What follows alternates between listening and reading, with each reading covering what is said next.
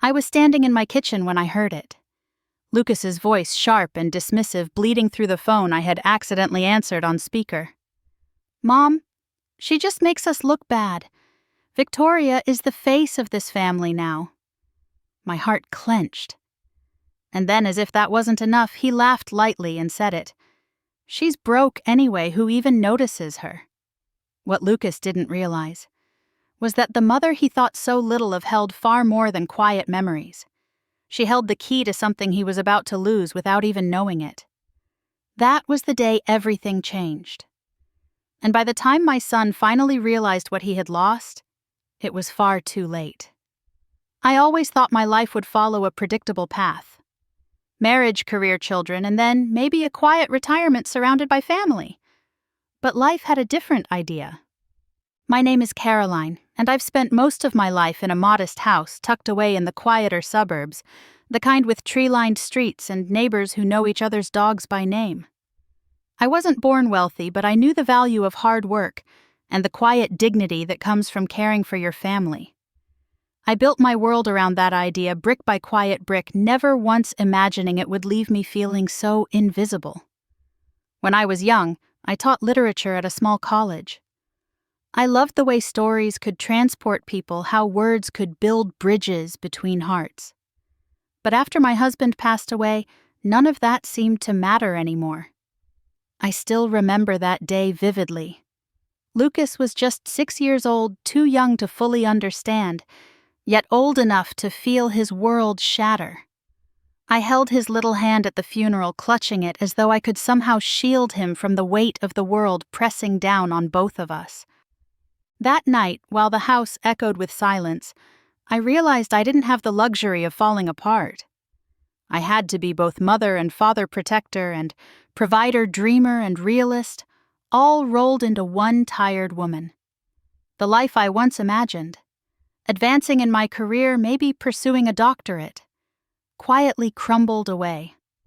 I traded lectures and lesson plans for 2 jobs, working mornings at a local elementary school and evenings cleaning offices downtown. Weekends were reserved for extra shifts, sometimes at the local diner, other times helping out at the library, restocking shelves. Summers weren't for vacations, but for tutoring neighborhood kids or doing bookkeeping for small businesses. Every dollar counted, every penny was accounted for. Still, I never wanted Lucas to feel that weight. I pinched pennies so he wouldn't have to. I clipped coupons religiously, waited for end-of-season sales, grew vegetables in our tiny backyard garden, and even learned basic car repairs to avoid mechanic fees.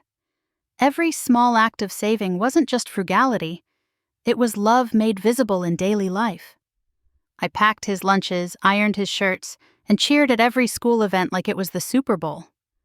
People around me assumed we were just getting by, but they didn't know about the life insurance policy my late husband had left behind.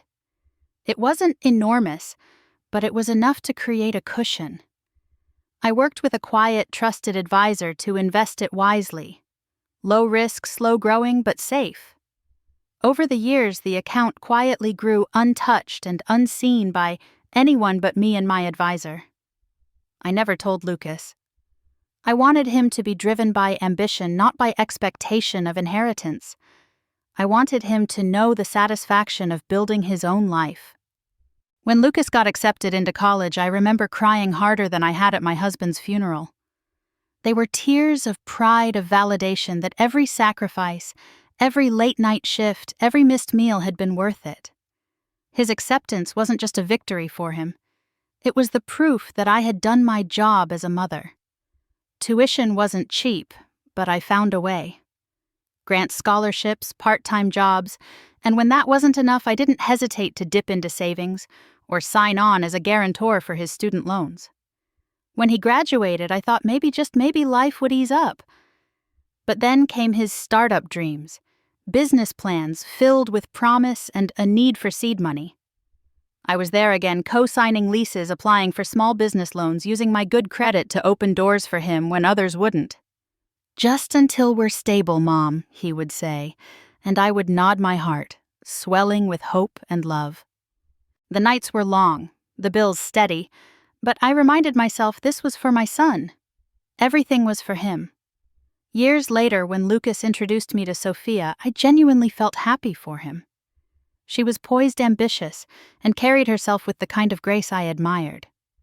They seemed to complement each other well, and I naively thought our little family would finally feel whole again. At their wedding, I smiled through tears, paying for catering and helping with decorations, feeling joy despite the underlying ache of knowing my husband wasn't there to witness it. I didn't mind stepping back and letting the spotlight shine on them. After all, isn't that what parents do? Lift their children up even if it means standing in the shadows. But it didn't take long for me to notice a shift. At the wedding, I found myself seated at the back, far from the couple, and even further from the dance floor. The family photos were taken without me, or so it seemed. Sophia's family, on the other hand, was front and center. Victoria, Sophia's mother, wore an elegant dress and seemed to glide effortlessly through the crowd, embraced by everyone. I told myself it was natural that in-laws always had complicated dynamics. I brushed off the small pangs of hurt, choosing instead to focus on the joy of the occasion. After the wedding, the calls became fewer. Lucas was always busy, always building, always moving toward something.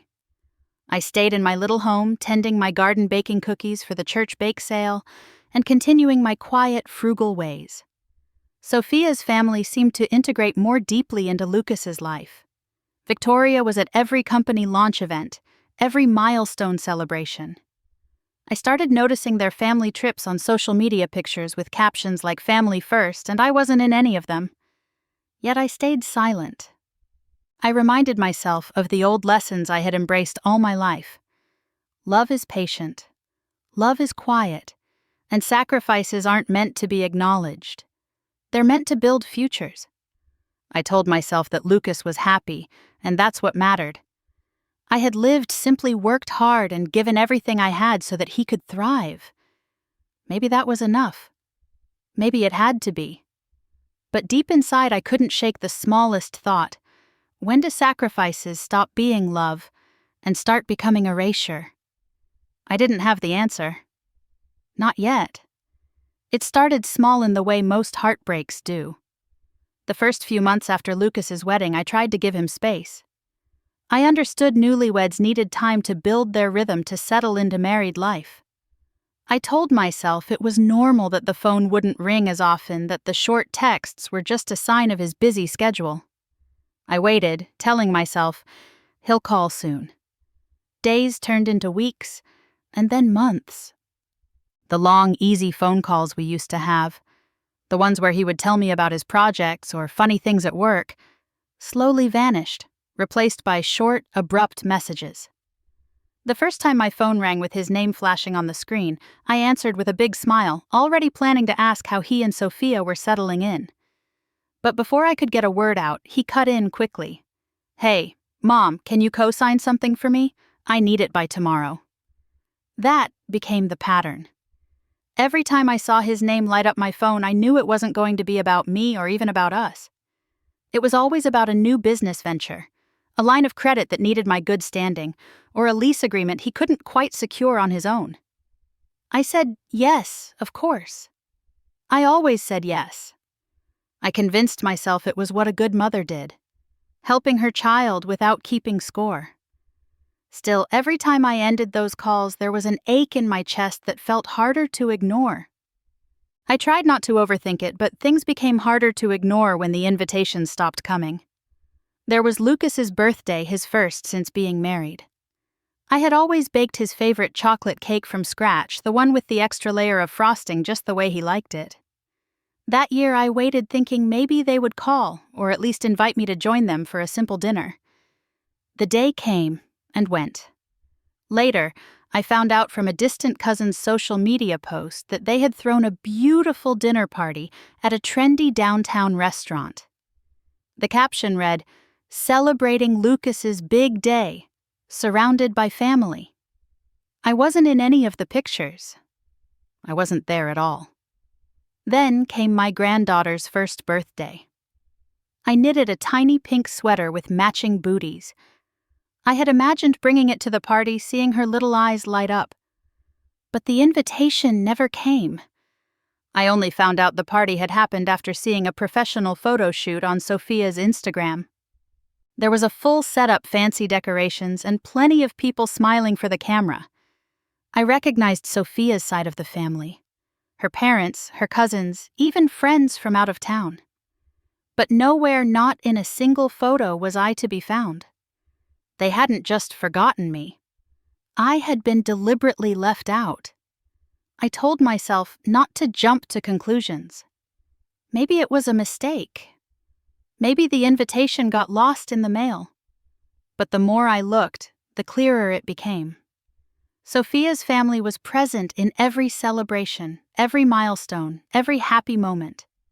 Her mother, Victoria, appeared in dozens of posts, always standing close to Lucas, holding the baby, smiling front and center. There were captions like, "Couldn't have done this without Victoria," and "Blessed to have such an amazing second mom in my life." I scrolled through post after post, my heart growing heavier. Victoria was the one attending the charity galas, sitting front row at company events, and joining their family vacations. Meanwhile, I was at home watering my plants and tending to my little vegetable garden, learning about my son's life through filtered photos and curated captions. I told myself maybe it was just social media, that the reality was surely different. Maybe Lucas was too busy. Maybe Sophia was overwhelmed as a new mom. I gave them every benefit of the doubt until I couldn't anymore. It happened on a Thursday. I had spent the morning baking fresh banana bread. It was Lucas's favorite, and I thought maybe a little surprise visit would brighten his day. I packed up a basket with the bread, some homemade jam, and a few small gifts for the baby. My heart felt light, almost excited, as I dialed his number. He answered on the third ring, sounding distracted. "Hey, Mom, what's up?" I smiled, keeping my tone upbeat. "I was thinking about dropping by this afternoon just for a short visit. I made some banana bread, and I thought maybe I could swing by to see you and Sophia, and of course my little granddaughter." There was a pause, and I could hear muffled conversation in the background. Then Lucas's voice returned, hesitant, careful. "Mom, it's really not a good time right now. The house is a mess. Sophia's been really stressed, and we've got a few things going on. Honestly, we're not really set up for visitors at the moment." I stood there in my kitchen, phone pressed to my ear, feeling my heart sink. I swallowed the lump forming in my throat. "Oh, of course, sweetheart. I understand," I said softly. "Yeah, maybe another time." "I'll call you later this week, okay?" he replied, his tone already shifting, like he had moved on to the next thing in his mind. "Okay," I whispered, but we both knew he wouldn't call. I hung up, staring at the basket in front of me. The bread was still warm, the jam jars neatly tied with ribbon, the little toys carefully wrapped. I left it all on the counter and sat at the kitchen table, feeling smaller than I had in years. My home, my efforts, my love, they all seemed to shrink in comparison to the shiny, polished life Lucas had built without me. A life where his wife's family took center stage, where his own mother was reduced to an afterthought. I looked around the quiet of my house, remembering all the times I stayed up late to help Lucas study, all the years of sacrificing my comfort to make sure he had everything he needed. And now it felt like I was being erased, piece by piece, smile by smile, celebration by celebration. I told myself I was being sensitive, that maybe things would change. But deep down, something had already shifted, something that couldn't be unseen. I wasn't part of their new world. I was just the woman who used to be his mother. It happened on a Monday afternoon, the kind of quiet day where the only sound in my house was the ticking of the clock in the kitchen. I had just finished trimming the rose bushes outside, my hands still sore from pulling weeds, when I heard the mail slot clatter. I didn't rush to the door. These days it was usually nothing more than flyers, coupons, or bills I had learned to dread. But as I walked past, an envelope caught my eye. It was heavy, the thick ivory paper with a crisp return address printed in bold black letters. Not the usual junk. Not even a holiday card. It was from a law office. My son's law office. Something in my chest tightened. I wiped my hands on my apron and carefully opened the letter. My eyes skimmed the contents once, then again, and then a third time, not quite able to process what I was reading. I sat down, my legs suddenly unsure beneath me, and read every word slowly. It wasn't a holiday greeting. It wasn't even a polite note. It was a formal notice from Lucas's legal team, on behalf of Lucas and Sophia, asking me in the most sterile language possible not to attend the upcoming Whitman family reunion. The phrase that stuck out, printed in black and white like a verdict, read, "Due to ongoing efforts to maintain a consistent and professional family image, we respectfully request that you refrain from attending the upcoming Whitman family gathering in Napa Valley." No warmth. No love. Not even a simple mom. My name wasn't even used. Just a "Dear Ms. Caroline Whitman," followed by cold legal phrasing about optics and family brand representation. I didn't need to read it a fourth time. The meaning was clear. I was not welcome. The room felt smaller as I folded the letter back into its envelope. I wanted to believe it was some kind of mistake, maybe an oversight, perhaps even a joke taken too far. But the envelope was real. The legal letterhead was real, and most painfully, Lucas's signature, printed crisp, uncaring, was real. I sat there in silence, my hands resting on the table where Lucas had once scribbled math homework, where I had once packed his lunches, helped him color holiday cards, and kissed his bruises after playground tumbles. Now, all that remained on this table was a letter telling me I wasn't good enough to be seen with my own family. Out of instinct, I opened my phone. If there was a reunion, surely it would be online somewhere, something I had somehow missed. I typed in a few quick searches, my heart already bracing for what I might find. It didn't take long. The first link led me straight to an article on a lifestyle website. A glossy feature piece titled, "The Whitman Legacy, Generations of Success, Gather in Napa." My chest tightened.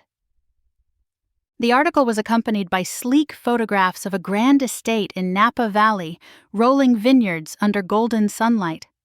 Tables dressed in white linen strings of fairy lights twinkling in the dusk. A family gathering fit for a magazine cover. I scrolled through the article, recognizing far too many faces. Cousins from across the country. Uncles and aunts I hadn't spoken to in years. Business partners, old college friends of Lucas, people from Sophia's side of the family. Everyone was invited. Everyone except me. But what truly broke me wasn't the absence of my name on the guest list. It was the centerpiece photograph, Victoria Sophia's mother seated at the head table smiling like royalty. The caption underneath praised the matriarchal elegance of Mrs. Victoria Hayes, representing the strength and grace of the Whitman lineage. My fingers trembled. Matriarchal elegance, representing the lineage. I was the mother who had raised Lucas through every hardship, who had sacrificed every personal ambition so he could have a life of opportunity, and now I had been erased, replaced, forgotten. My own flesh and blood, my son had chosen to parade his wife's family while deliberately hiding his own mother away like an inconvenient relic. I didn't cry, not at first. The kind of heartbreak I felt didn't come with tears. It came with a hollow emptiness, a strange stillness that made the world feel blurry and too quiet. I sat in the same chair for what felt like hours, staring at the letter, then at the photographs, and then at nothing at all. I tried to justify it in my head, telling myself it was probably Sophia's influence, that maybe Lucas had been pressured, that maybe it was a corporate decision for appearances. But the reality was unavoidable. My own son had signed off on it. He had chosen his side, and it wasn't mine. My eyes drifted to a small photo frame by the kitchen window. Lucas, at age 5, beaming in his little soccer uniform, arms wrapped around my neck. I wondered how that sweet little boy had turned into a man who believed his mother wasn't worthy of standing beside him at a family reunion. For the first time, something inside me shifted. There had been moments of disappointment before, sure. Moments where I had swallowed my pride, made excuses, tried to understand. But this was different. This wasn't a misunderstanding. This wasn't youthful forgetfulness. This was a calculated erasure. I wasn't just excluded.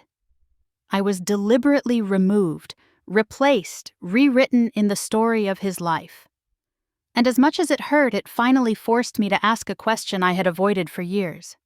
What did I really mean to my son anymore? The weight of that answer settled into my chest like a stone. I stood up slowly, took the letter and placed it back into its envelope. I didn't shred it, didn't burn it. I wanted to keep it, not as a token of pain, but as a reminder. A reminder of the moment I stopped making excuses for Lucas. A reminder of when I opened my eyes to the truth. That evening, as the sun set behind my small backyard garden, I poured myself a cup of tea and let the quiet wrap around me. I knew something had changed inside me, something I couldn't reverse. For the first time in a long while, I didn't try to justify, I didn't reach for hope, and I didn't wait for an apology that would never come. I simply sat there, knowing with painful clarity I had given Lucas everything, and in return he had given me silence and rejection. And for the first time I let myself wonder what life would look like if I stopped giving, stopped sacrificing, and finally started thinking about me. It was a Tuesday afternoon when it happened. The sun had finally broken through the gray clouds, casting a soft light over my little kitchen. I was potting fresh basil by the window, trying to busy my hands with something simple, something grounding. I had just returned from a quiet morning walk, thinking perhaps nature would help clear my head after the sting of that letter. I didn't expect to hear anything from Lucas for weeks, maybe even months. But as I walked back through the living room, my old landline began to ring, rare enough that it caught me off guard. I glanced at the caller ID.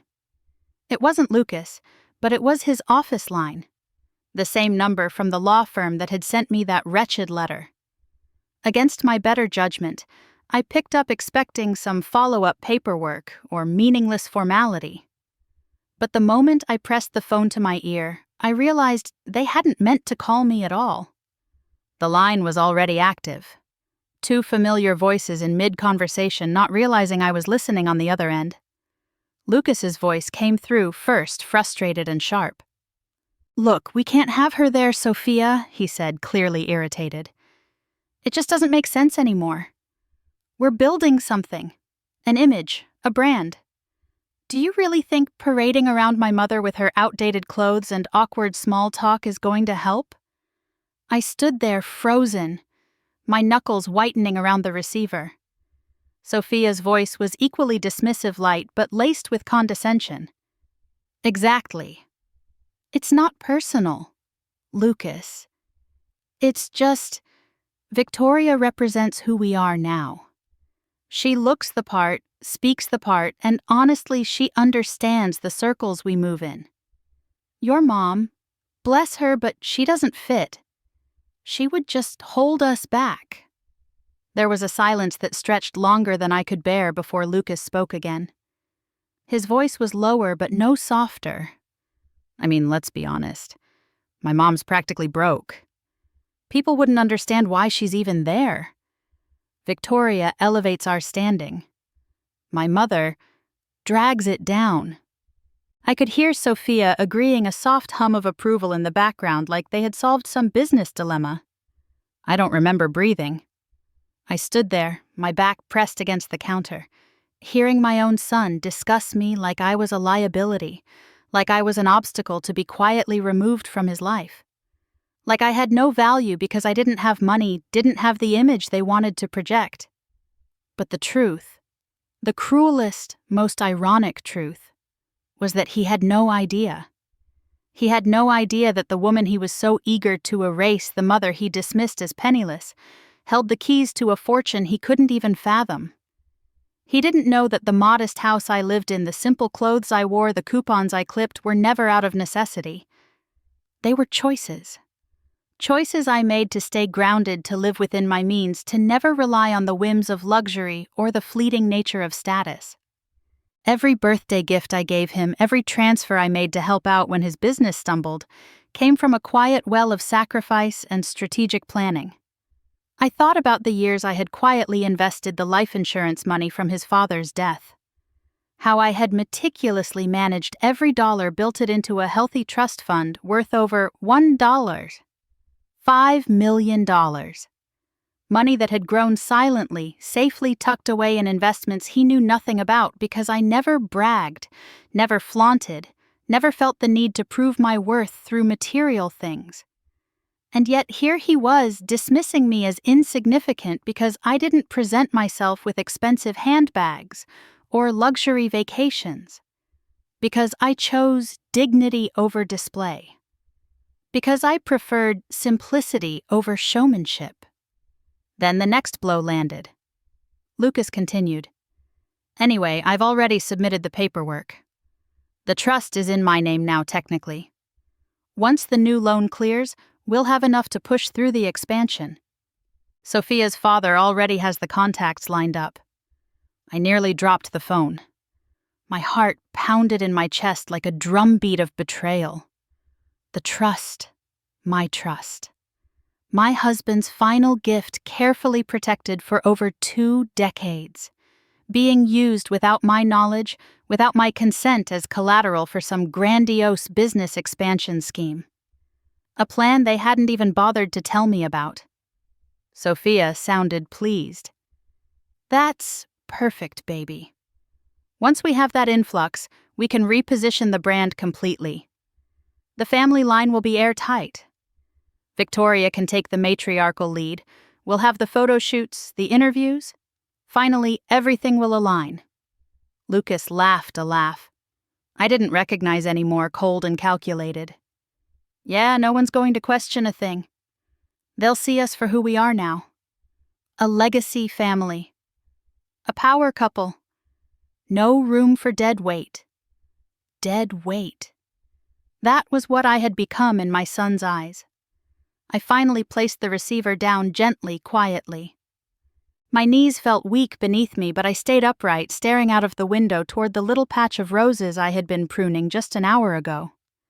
The same roses I had planted when Lucas was born, bright and full of hope, believing I was growing a future alongside them. For a long time I didn't move. I just stood there, letting the words sink into my bones, into the deepest parts of my heart. I could have fallen apart. I could have cried, could have screamed. But instead I felt a different sensation, one I hadn't felt in years. Clarity. I saw things for what they really were. Not through the rose-colored lens of a mother's love, but through the clear, sharp focus of reality. Lucas wasn't confused. He wasn't misled. He had made his choice eyes wide open, driven by ambition, by greed, by shallow appearances. And me, I had choices too. I wasn't the powerless woman they thought I was. I wasn't the broken, penniless old woman they painted me to be. I had resources. I had power. And I had something far more valuable than they did: integrity. That night I didn't toss and turn. I didn't question myself. I made tea, sat at my kitchen table, and opened the old file I had tucked away in the bottom drawer of my cabinet. The trust documents. The ones that clearly stated only I could make changes, only I could authorize disbursements or collateralization. They had overplayed their hand. And for the first time, I allowed myself a quiet, steady smile. I wasn't done. Far from it. By the next morning, I knew exactly what I had to do. The hurt, the betrayal. It was still there, lodged deep in my chest like a shard of glass. But over the years, I had learned how to operate through pain. How to breathe through it, stand tall through it, and make decisions not out of anger but out of clarity. I wasn't going to scream or plead or confront Lucas. I wasn't going to ask for an explanation that would only deepen the wounds. I was going to act, with quiet, calculated precision. After brewing my usual cup of black coffee, I sat down at the kitchen table, pulled out the old address book that I hadn't touched in years, and flipped through the pages until I landed on a name that brought a strange sense of comfort. Grant Turner. My husband's oldest friend, the only person I trusted with financial matters after Daniel passed away. He had helped me set up the trust decades ago, walking me through every detail patiently when I was too overwhelmed to think straight. Grant was steady fare and, most importantly, brutally honest. I called his direct line, and within 2 rings, his familiar voice answered. "Caroline," he said, warmth filling his tone. "I had a feeling I'd hear from you sooner or later." We arranged a meeting for that afternoon. I hadn't stepped foot in his office in years, but the place was just as I remembered. Dark wooden walls, leather chairs that creaked when you sat down, and the faint smell of old books and fresh coffee lingering in the air. Grant stood to greet me, his hair now more silver than black, his handshake as firm as it had always been. We sat down together side by side at the long mahogany table, and I slid the folder containing the trust documents toward him. "I need to make some changes," I said quietly. He nodded, already flipping through the pages. "Tell me everything." And I did. I told him about the letter, about the phone call I accidentally overheard, about how Lucas had tried to use the trust without my knowledge. I told him about the years of distance, of feeling pushed aside, of being erased by the very son I had sacrificed everything for. I told him about Victoria sitting at the head of my family's table, about the birthdays missed, the calls that never came, and about the realization that Lucas had chosen ambition over family. Grant listened without interrupting, his expression hardening as I spoke. When I finished, he looked me square in the eyes and said, "You are still the sole trustee. Legally, Lucas has no authority to access or use this trust without your explicit approval. He lied to his investors, and more importantly, he tried to manipulate you into becoming a silent partner in his risky ventures." A part of me wanted to cry, but the tears didn't come. I just nodded, grateful for confirmation of what I already knew in my gut. "I want him removed," I said firmly. "Completely. I want every loophole closed, every access point shut down. I don't want my money funding his ambition any longer." Grant's face softened, a glimmer of admiration in his eyes. "I'll draw up the amendments. You'll sign them today." But that wasn't enough. I wasn't just going to remove Lucas. I wanted the money to go somewhere meaningful, somewhere it could truly change, a life uplift, someone who deserved it. My mind wandered to Aurora. Aurora wasn't related to me by blood. She wasn't part of my son's carefully curated world, nor was she someone who had ever asked me for anything. She was the daughter of my late best friend, a girl who had grown up in difficult circumstances but had never once let the bitterness of life turn her cold. Aurora worked 2 jobs, cared for her younger siblings after her mother passed, and still found time to bring me groceries when I was unwell. She called me Miss Caroline, even though I always told her to drop the formality. She sent me holiday cards, helped me with my garden when my knees ached, and checked in on me simply because it was the right thing to do. She reminded me of everything good and honest that I had once hoped to raise in Lucas. "I want to name a new beneficiary," I said, quietly pulling a second folder from my bag. Grant opened it and saw Aurora's information. "She's the kind of person who knows the value of $1. She's never once asked for a handout, but she's always been the first to offer help. I want her to have the trust. For her education, for her siblings, for a chance at a future that's been denied to her for far too long." Grant's smile returned, genuine and approving. "A worthy choice," he said. "This money will finally go to someone who understands sacrifice." We spent the next 2 hours going over every detail. Grant closed every gap, every clause that could allow Lucas to contest my decision. The trust would be amended immediately. Lucas would receive formal notification of his removal, and Aurora would become the sole beneficiary. We structured the funds in a way that would help Aurora pay for college secure housing and build a future without the weight of debt dragging her down. As I signed the documents, pen gliding steadily across the paper, I felt something shift inside me. A release. A quiet strength I hadn't realized I still possessed. Each signature felt like reclaiming a piece of myself that had been buried under years of sacrifice and dismissal. I wasn't just severing financial ties. I was setting myself free from the role of silent provider of forgotten mother. When we finished, Grant leaned back in his chair and said, "You're doing the right thing, Caroline. You're not turning your back on family. You're redefining what family truly means." I stood up, gathered my things, and thanked him with a firm handshake. As I stepped out into the bright afternoon sun, I felt lighter, clearer, like the world had shifted just slightly back into balance. Lucas had made his choices, and now I was making mine.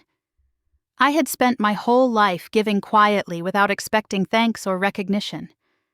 But now I was giving in a way that truly mattered. I wasn't going to be someone's invisible support system anymore. I was going to be someone's lifeline, a chance for a better life. And for the first time in years, I didn't feel bitter or broken. I felt strong. I felt free. I felt enough. The next Monday afternoon felt like the first day of a brand new life. I waited for Aurora in the lobby of the First Oak Bank, my hands resting calmly in my lap. For the first time in a long time, I wasn't here to co-sign something out of obligation or to bail someone out of trouble. I was here by choice to pass forward something I had protected and nurtured for years, to someone who had never once asked for it. Aurora walked in hesitantly, her steps light, her eyes wide as she took in the tall ceilings and polished marble floors. She wore the same faded green hoodie I'd seen her wear in the winter months, the sleeves stretched a little from too much use. Her hair was pulled back into a loose braid, and there was a cautious respect in her every movement, as if she was afraid of taking up too much space. When she spotted me, she hurried over her lips, parting into a warm smile that always reminded me of simpler, better times. "Hi, Miss Caroline," she said softly, her voice laced with nerves. "Thank you again for meeting me here.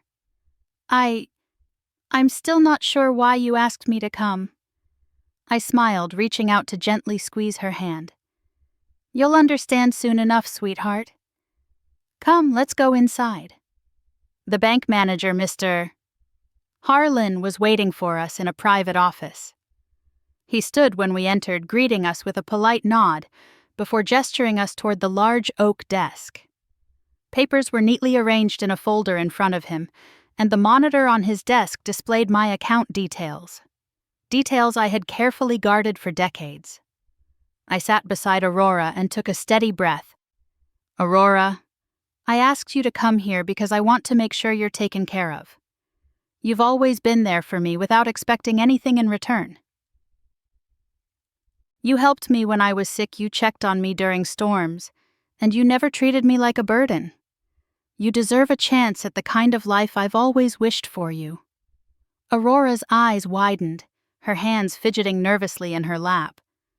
"Miss Caroline, I don't understand." I nodded gently toward the papers. "I've amended my trust fund, sweetheart. From this moment on, the $5 million that I've set aside over the years, it belongs to you. This isn't charity, and it's not a gift born out of pity. It's my way of recognizing the heart you've always shown me. You'll have access to it for your education, for a home of your own, and to build a life where you never have to struggle the way you have." Her lips trembled and tears pooled in the corners of her eyes. "But, Miss Caroline, why me? I'm not your family." I placed my hand over hers. "Family isn't just about blood, Aurora. It's about respect, kindness, and loyalty." I've spent too many years giving to people who saw me as nothing more than a bank account. People who didn't even bother to call me when they had something to celebrate.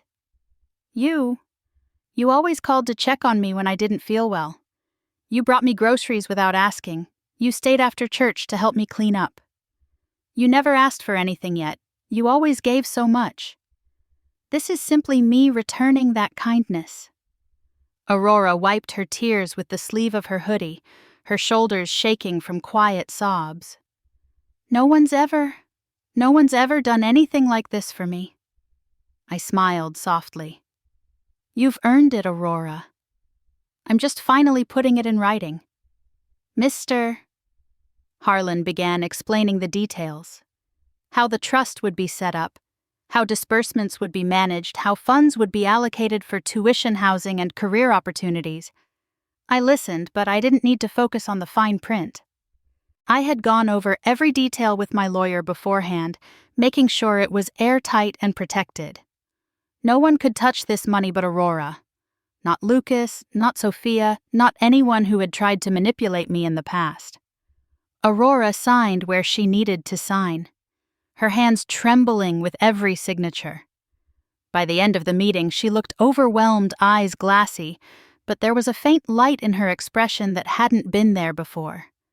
Hope. Genuine, unfiltered hope. When we stood to leave, she turned to me, her voice shaking. How can I ever thank you? I hugged her gently. By living the life you deserve, sweetheart. By being happy, by being free. That evening, as I walked home, something in me felt lighter, freer, as though years of chains had quietly fallen away.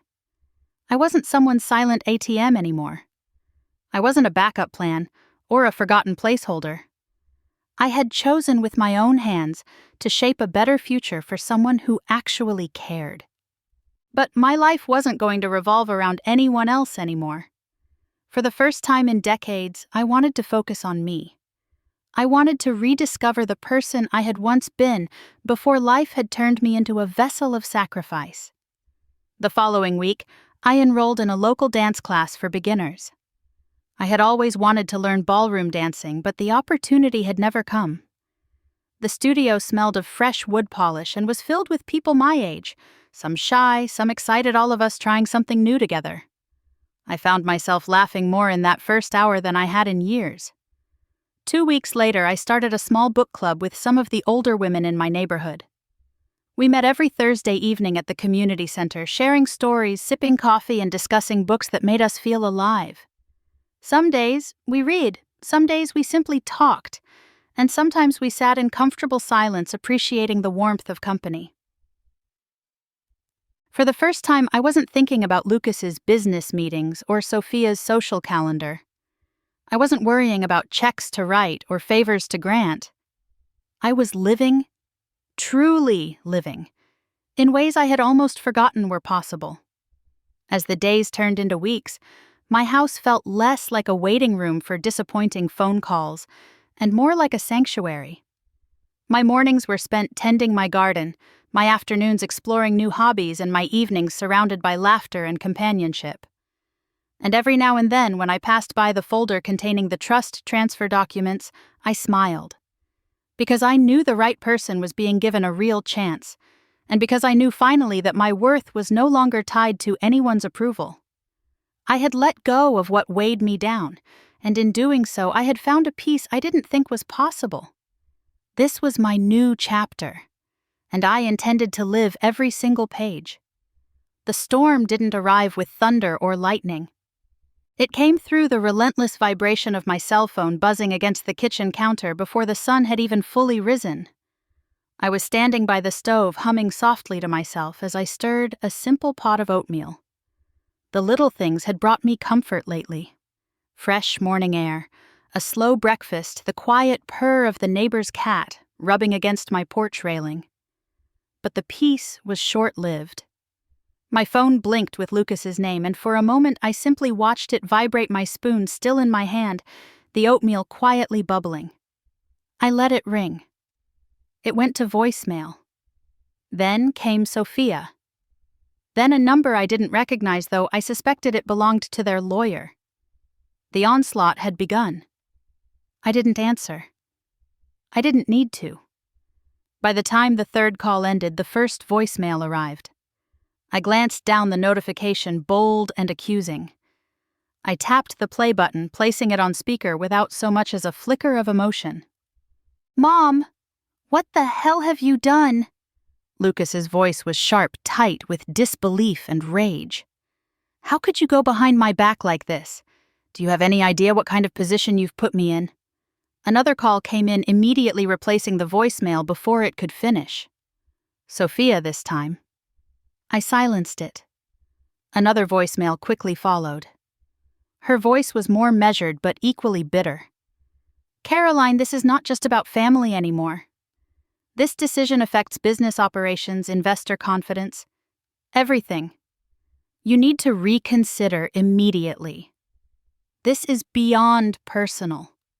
I chuckled softly, shaking my head as I poured my oatmeal into a bowl.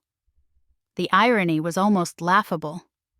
When they pushed me out of family dinners, out of reunions, out of their lives, it was personal. When they erased my presence from their picture-perfect social media world, it was personal. But now that I had cut them off financially, suddenly it was a business emergency. By noon, my phone was a battlefield of missed calls and voicemails. Lucas, Sophia, TechBright's corporate counsel, and a few unknown numbers I didn't bother to investigate. I turned my phone on silent and placed it in the drawer next to the stove. Out of sight, out of mind. I had made my choice. The ink on the documents had long dried. The money was gone from their reach, placed where it would do good, where it would nurture, not enable. There was nothing to discuss, nothing to reverse. For the first time, their panic was not my responsibility. I spent the afternoon in the garden, the sun warm against my shoulders, the earth rich beneath my fingers. I weeded the vegetable patch, pruned the hydrangeas, and watered the tomato vines that had begun to sprout tiny yellow blossoms. It felt peaceful, whole. I didn't flinch at the sound of every buzz or vibration from the house. I didn't rush to check voicemails or emails. I stayed in the sunlight, surrounded by life that asked for nothing more than water and care. Later that day, Ruth, my neighbor, strolled over carrying 2 glasses of sweet tea. Her gaze flicked toward the kitchen window, where my phone sat on the counter, still vibrating occasionally like a trapped insect desperate to escape. "You gonna answer that thing before it explodes?" she teased. I smiled, wiping my hands on a towel. "No," I replied simply, "I don't think I am." We sat together on my porch, sipping sweet tea and talking about the weather, about Ruth's grandchildren, about the bake sale happening at church next week. Not once did I mention Lucas or the avalanche of messages he had unleashed upon my phone. By early evening, the voicemail counter had reached 23. By nightfall, it was over 40. Some were brief, clipped demands. Others were long, rambling justifications. A few were from people I didn't recognize, likely associates of Lucas's, trying to sound intimidating, telling me how I was jeopardizing deals, destroying reputation, causing irreparable damage. But all I heard was desperation. Desperation from people who had built their empires on the assumption I would always be silent, always compliant, always there. I wasn't. That night, I slept better than I had in years. No uneasy dreams, no waking up to anxiety gnawing at my ribs. Just quiet, restful sleep beneath a light blanket, my window slightly cracked to let in the soft summer breeze. The next morning was no different. The calls kept coming. The voicemails piled up, but I moved through my day unaffected. I attended my dance class, sharing laughter and missteps with people who only knew me as Caroline, not as someone's forgotten mother. I went to my book club in the evening, sharing fresh-baked cookies and discussing chapters that made us feel young and inspired again. Not once did I reach for my phone. Not once did I feel tempted to respond. Because the truth was simple. When they thought I was broke and irrelevant, I was invisible to them. When they thought I was powerless, I was expendable. It was only when their comfort and ambitions were threatened that they remembered I existed. But I hadn't spent my life working 2 jobs, sacrificing dreams, and saving every penny just to be someone's safety net, someone's silent investor while being stripped of my dignity. I had done enough, given enough. Now I chose peace. I chose freedom. By the time the sun dipped below the horizon, I checked my phone once, not to respond, but to clear the notifications. I deleted every voicemail, marked every message as read without opening them. I opened the window, let in the cool night air, and turned off my phone completely. Tomorrow the calls would continue. The panic would escalate. The accusations would fly. But none of it mattered anymore. I had chosen myself. And that was the most powerful choice I had ever made. It was only a matter of time before Lucas showed up. I knew it would happen the moment the legal notice landed in his inbox. Still, when the knock came sharp and impatient against my front door, I let myself take a deep, steadying breath before answering. I glanced out through the window. There he was, standing on my porch in an expensive blazer, hair slicked back like he was walking into a boardroom, not his mother's home. The same home where I had once rocked him to sleep, where I had patched up, scraped knees, and stayed up nights during his fevers. I didn't flinch. I opened the door and stepped aside without saying a word, letting him march through the hallway like it still belonged to him. Like I was just a fixture in his childhood, part of the background he could summon or dismiss as he pleased. He stopped in the kitchen, his arms crossed, jaw tight with fury. "Mom," he began, his tone already laced with accusation. "What the hell is going on?" I moved slowly with calmness that seemed to infuriate him further. I poured myself a glass of water, took a sip, and then turned to face him. "You tell me." "Lucas," I replied. "Because it seems like you've had plenty of conversations about me lately. Just none with me." His jaw clenched. "You blindsided us, Mom. Do you realize what you've done? Investors are pulling back. There's panic in the office. You've jeopardized everything Sophia and I have built." I tilted my head, examining him the way I used to when he was a little boy caught in a lie. "Everything you built?" I asked softly. "Or everything you assumed you could control?" His face twisted in frustration. "You had no right to do this without discussing it with me first.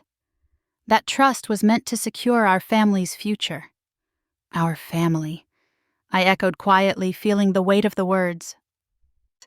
"Tell me, Lucas, when was the last time you thought of me as family? Was it before or after you sent that letter telling me not to show my face at your reunion? Before or after you decided your mother-in-law was the face of your new legacy, while I was an embarrassment to be hidden away?" His eyes narrowed. It wasn't meant like that," he said weakly. But the defensiveness in his voice betrayed him. I didn't raise my voice. I didn't let my heart bleed into the conversation. I stayed calm, centered, because I had already let go of any need for his approval. "You judged me by what you saw, Lucas. The old sweaters, the small house, the home-cooked meals. You assumed I had nothing because I chose to live simply. You dismissed me because I didn't parade wealth like trophies. You didn't know the truth because you never cared enough to ask." His throat bobbed as he swallowed, his hands twitching by his sides. "I had a trust." I continued, my voice steady, not because I owed it to you, but because I wanted to ensure my sacrifices meant something. I wanted to believe all the sleepless nights, all the double shifts, all the missed opportunities were worth it. But I realized something, Lucas. It wasn't that I had nothing to offer. It's that you never bothered to see beyond your own ambition. His mouth opened, but I held up a hand, silencing him. "You didn't know about the $5 million because I didn't see the need to dangle it in front of anyone. I was building a safety net, not a pedestal. And in the end, it didn't matter how much I had. Because the people who truly cared about me never once asked for it.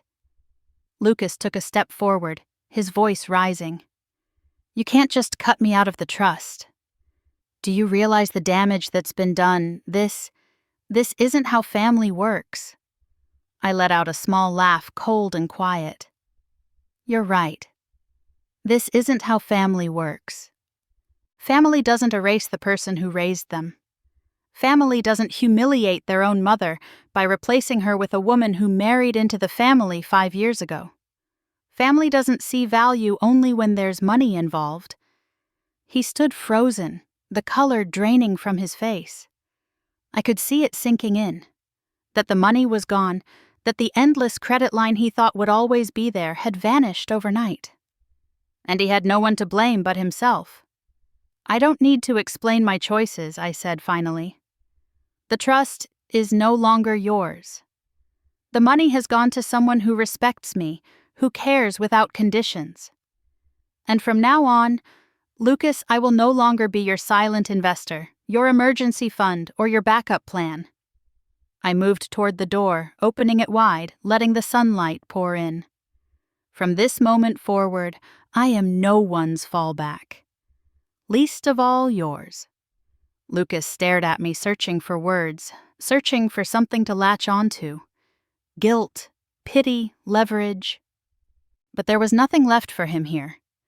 I nodded toward the door. You can leave now.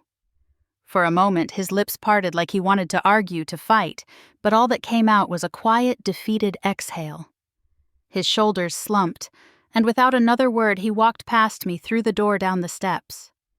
I stood there listening to the sound of his footsteps, fade the engine of his car starting, and then silence. I didn't slam the door shut. I closed it gently, like shutting the final chapter of a book I no longer needed to reread. And for the first time, the quiet felt like freedom. The letter arrived 3 days later, neatly folded in a crisp envelope bearing the logo of Lucas's legal firm. It sat waiting on my kitchen counter, untouched, unopened.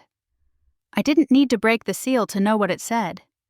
Legalese hollow justifications, thinly veiled threats dressed as professional concern.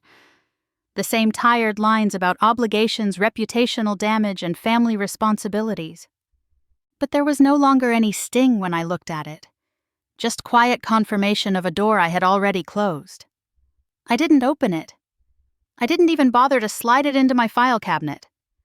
Instead, I tucked it into the drawer where I kept expired coupons and empty battery packs. The place where things went when they no longer mattered. I stood for a moment, letting the decision settle over me, and realized how strangely peaceful it felt. There was no urge to retaliate, no simmering anger to nurse. I simply didn't care what Lucas had to say anymore. The chapter was done, and I was already living the next one. In the weeks that followed, my life took on a rhythm I hadn't felt in decades. It was quiet, simple, and full of little joys I had once sacrificed without hesitation. I joined a morning yoga class at the community center, my body slow and stiff at first, but growing stronger with every session. I learned how to bake fresh sourdough bread from a neighbor down the street, the smell of warm dough filling my house in the early hours. I started reading novels again, stories I had shelved away when life demanded every spare moment from me. But perhaps most fulfilling of all was how I found myself surrounded by younger women who reminded me of the person I used to be, eager, hardworking, but painfully unaware of the traps life could lay. Many of them were just starting out. Waitresses at the local diner, single mothers juggling 2 jobs, college students working night shifts to make rent. They carried the same tired look in their eyes that I had once worn, the weight of responsibility pressing down on shoulders far too young. It started simply. A few conversations over coffee, a little guidance on budgeting or avoiding predatory loan offers. But word spread quickly in our small community, and soon my afternoons were filled with quiet lessons in my sunlit living room. Lessons about savings accounts, credit reports, spotting financial manipulation, and understanding legal documents. I taught them the things I had learned the hard way, not from textbooks, but from living it. I told them about protecting their financial independence, about never co-signing loans out of guilt, about reading every contract twice before signing. I told them about standing tall even when the world tried to shrink them down, about choosing themselves when others tried to make them feel invisible. And in their eyes, I saw something I hadn't seen reflected back at me in years. Respect. Genuine, earned respect. Not because of money, not because of what I could provide, but because of who I was and the lessons I could offer. They didn't see me as an open wallet or as someone to be managed and minimized. They saw me as someone who had walked through fire and come out stronger on the other side. There were no more calls from Lucas after the letter. No more last-minute requests, no more guilt-tripping voicemails. Just silence. And I welcomed it like an old friend.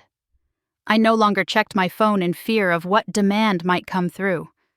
I no longer sat by the mailbox dreading another envelope with his firm's letterhead. My world became beautifully smaller, wonderfully quieter, and profoundly more fulfilling. I planted new flowers in my front yard, bright and defiant, a statement that life could bloom even after a bitter winter. I repainted my kitchen in a warm honey color, filling the space with light and comfort. I even treated myself to a new pair of walking shoes, the kind with good support that made every step feel lighter. Little things, perhaps, but each one was a declaration I was no longer living for anyone else's expectations. One Thursday afternoon after a class with the young women, I stood in my kitchen making tea when Ruth stopped by. She leaned against the doorframe, arms crossed and smiling. "You know, she said you've become quite the neighborhood hero." I chuckled, shaking my head. "I'm no hero, Ruth." She shrugged. "Maybe not.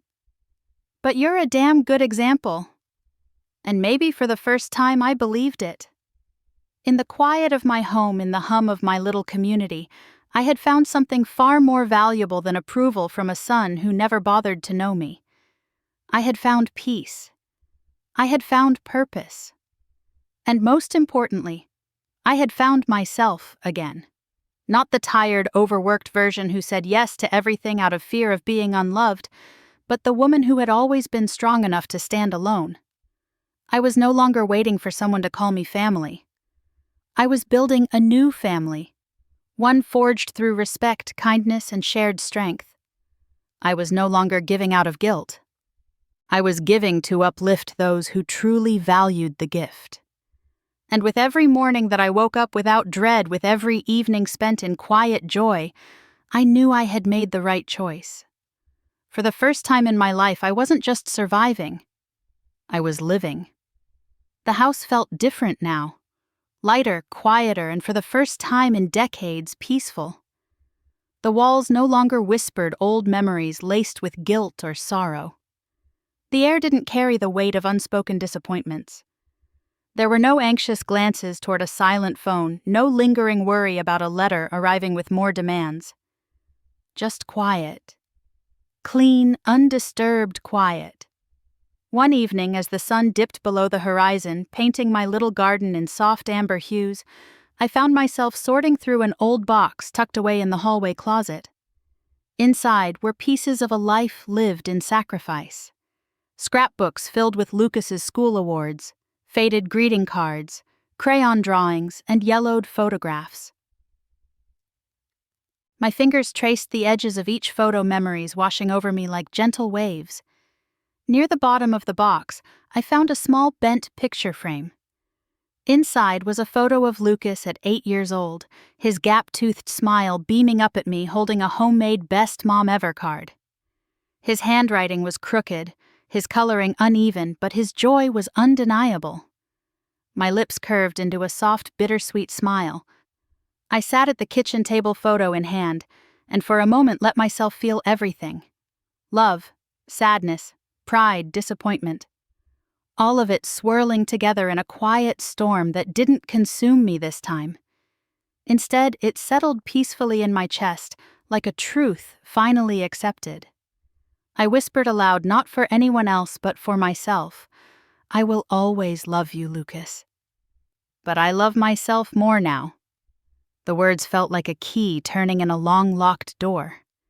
I stood filled with a sense of calm certainty and moved through the house with newfound purpose.